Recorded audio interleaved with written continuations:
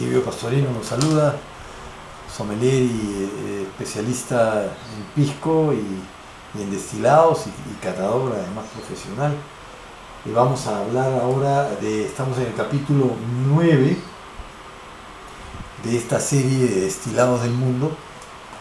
Tengo un Bouzá, que es un destilado de orujo, de uva Tanat uruguayo, muy interesante porque vuelvo a discutir el tema de los destilados que se elaboran no solamente en Europa, sino también en esta parte del mundo, ¿no?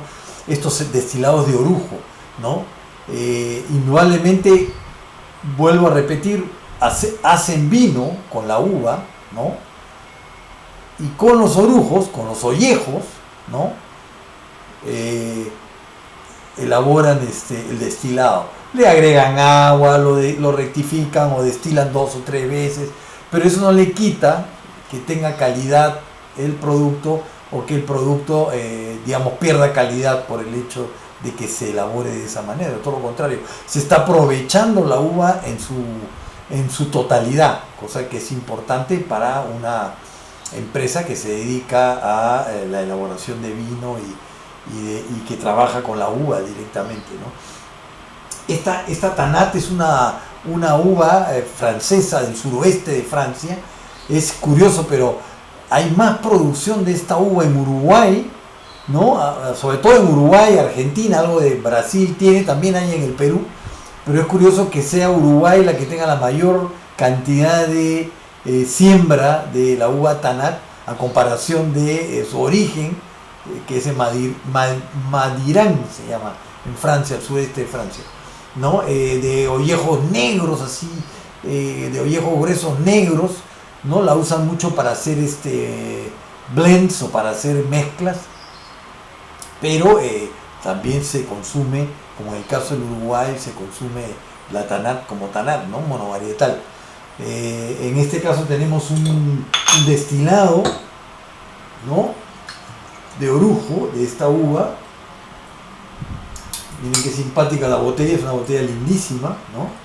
Que se puede tranquilamente copiar acá para nuestro destilado, que vale la pena.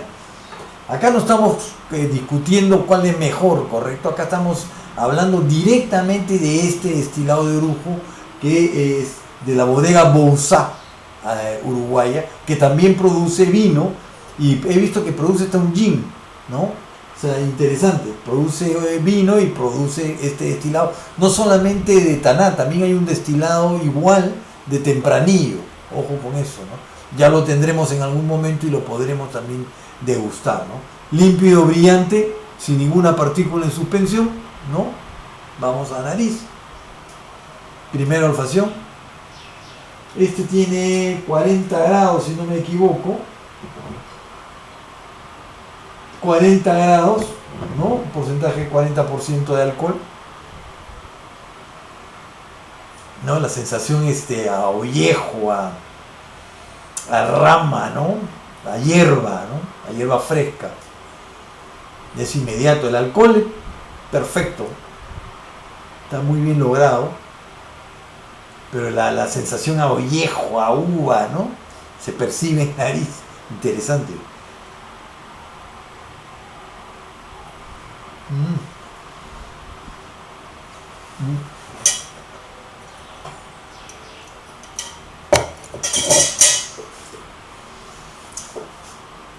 En boca hay un picor, pero hay que ver que esta uva es bien astringente, ¿eh?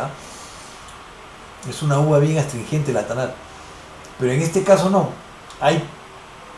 Hay dulzor, hierba, neutro, hay un dulzor final sobre todo, no, pero la sensación envuelve la boca completamente. El alcohol es medio, la persistencia es media, hasta un poquito más, diría yo, media larga, más de 20 segundos en boca. Ya nos está indicando eso, calidad del producto.